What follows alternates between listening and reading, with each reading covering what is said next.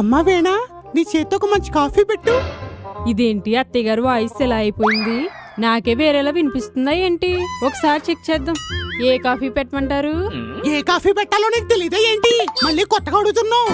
ఏ కాఫీయో నాకు తెలీదా ఏంటి? మీ వాయిస్ చెక్ చేద్దామని అడిగాను. సరే అత్తయ్య గారు. ఏ ఇంకా నుంచున్నావే బొమ్మలాగా? వెళ్ళి పెట్టు. సరే అత్తయ్య గారు. నిజమే, వాయిస్ మారిపోయింది. ఏది పాడేయకుండా పాడైపోయింది కూడా కడుపులో పడేసుకుంటారు. ఇప్పుడు ఏమైందో చూసారా?